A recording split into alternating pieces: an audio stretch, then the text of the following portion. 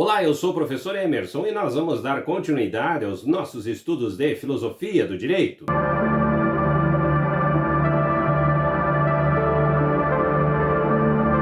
Prezados alunos, é um grande prazer estar aqui novamente com vocês e nós vamos então dar continuidade aos nossos estudos de filosofia do direito.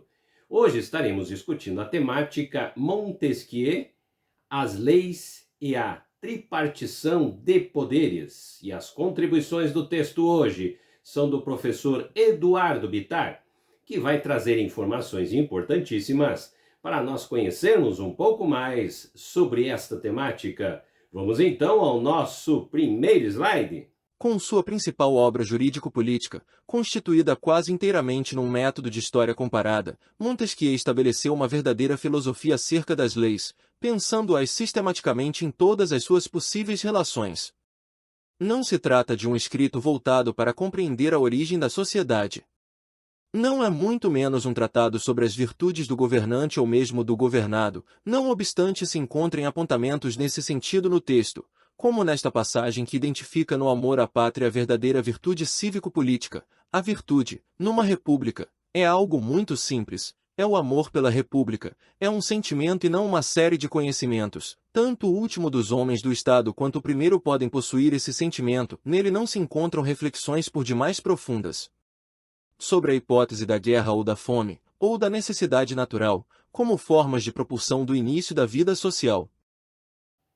Aqui o texto ressalta então o trabalho principal do filósofo, não se concentra na origem da sociedade e nem no tratado sobre as virtudes do governante ou do governado, embora contenha reflexões nesse sentido.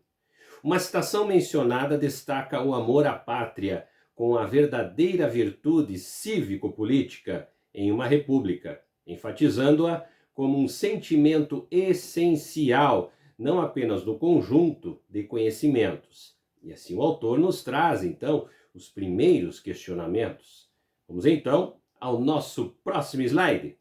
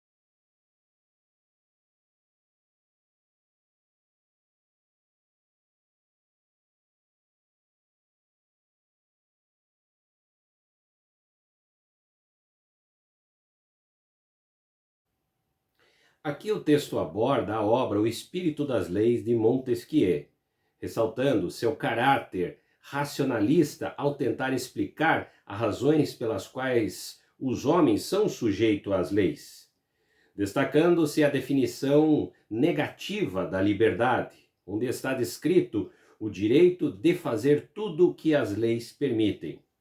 Montesquieu enfatiza que se alguém pudesse fazer tudo o que as leis proíbem, essa pessoa não teria a liberdade, pois os outros também teriam tal poder.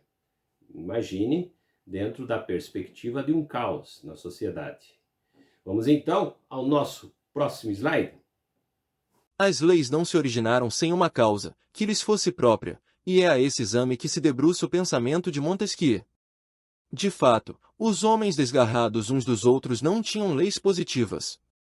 A lei surgirá quando, organizados os grupos sociais, cada sociedade particular passa a sentir sua força. Isso gera um estado de guerra de nação para nação. Dessa guerra é fruto o surgimento das leis, que surgem de regulamentações recíprocas entre as nações. É o que afirma Montesquieu sobre o assunto. Essas duas espécies de estado de guerra acarretam o estabelecimento de leis entre os homens. Contudo, isso não faz com que Montesquieu esteja dando absoluta aquiescência à hipótese hobbesiana do contrato social. Aliás, ele nega total aderência a Hobbes, que identifica na guerra de todos contra todos a necessidade de surgimento do Leviatã. Montesquieu vê com moderações a postura de Hobbes, e apenas diz que a guerra entre as nações deu origem às legislações. Essas legislações serão, então, o direito das gentes, o direito político, o direito civil. Eis o surgimento das leis como forma de regulamentação da conduta humana. O texto ainda destaca essa abordagem de Montesquieu sobre a origem das leis, examinando as causas que as fundamentam. Montesquieu observa que, inicialmente, quando os homens viviam de maneira dispersa, não havia leis positivas. A lei, segundo ele, surge quando as sociedades organizam e começam a sentir sua própria força, desencadeando um estado de guerra entre as nações.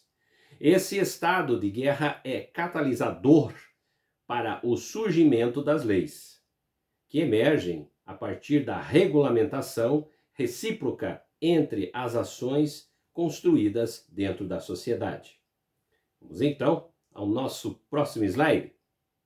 A teoria da separação dos poderes. Montesquieu a retira de fontes inglesas, pois, em viagem à Inglaterra, em 1729, verificou de perto a possibilidade de este se tomar um princípio universal na construção da liberdade.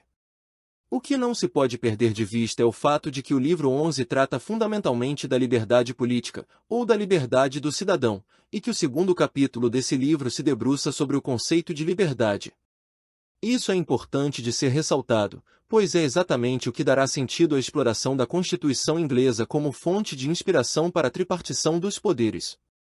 No capítulo 6 do livro 11 surgem os rudimentos teóricos que haveriam de se transformar em princípios gerais do Estado moderno, bem como do constitucionalismo liberal, com base nas seguintes palavras de Montesquieu: há, em cada Estado, 3 espécies de poderes: o poder legislativo, o poder executivo das coisas que dependem do direito das gentes, e o executivo das que dependem do direito civil. Chamaremos este último o poder de julgar e, o outro, simplesmente o poder executivo do Estado. Aqui o texto destaca a origem da teoria da separação dos poderes, segundo Montesquieu, apontando para suas observações e estudos realizados na Inglaterra em 1729. Como fonte influente para essa teoria. Salienta-se que o livro 11º da obra Espírito das Leis, Montesquieu aborda principalmente a liberdade política, essencialmente no segundo capítulo, onde explora o conceito de liberdade. É ressaltado a importância desses conceitos para a compreensão da Constituição inglesa, como uma inspiração para a ideia da separação dos poderes e a importância desse contexto dentro da sociedade. Vamos então ao nosso próximo slide. A reflexão acerca das origens, dos fins e das formas das leis retrata com todas as letras o princípio filosófico do iluminismo, uma vez que nada há de mais importante e definitivo para um Estado que suas regras normativas. A proposta de Montesquieu surge e é fruto, portanto, de um contexto sociopolítico muito peculiar, uma vez que a sociedade se instrumenta para o golpe contra o congelamento das ideologias pela Igreja e para o assalto à estrutura estamental do modelo feudal medieval. As inovações e as contribuições de seu trabalho residem propriamente no que acrescentou a seu tempo e no que soube criticar em seus antecessores, criando ideias peculiares e singulares a seu tempo: a separação das leis civis das leis religiosas, a tripartição dos poderes, com a proibição da confusão das mesmas pessoas no exercício das funções executiva, legislativa e judicante, a liberdade definida como possibilidade de fazer tudo o que a lei não proíbe.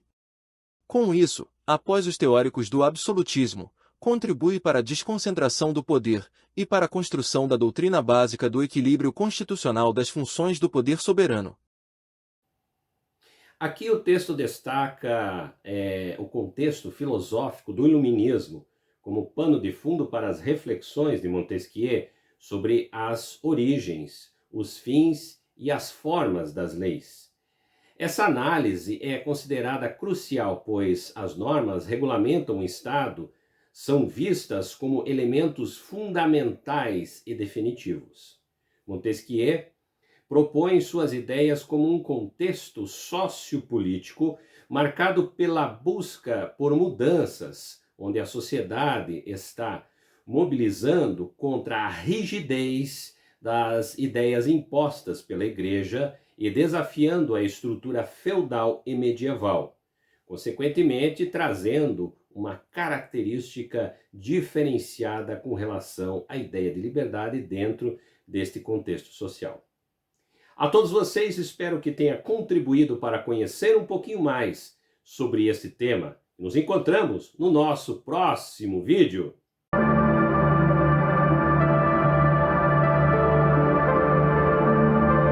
Se você gostou do vídeo, deixe seu like. Se inscreva no canal e não esqueça de acionar o sininho para receber nossos novos vídeos. Se quiser deixar críticas e sugestões, coloque nos comentários. Sua opinião é muito importante para nosso canal.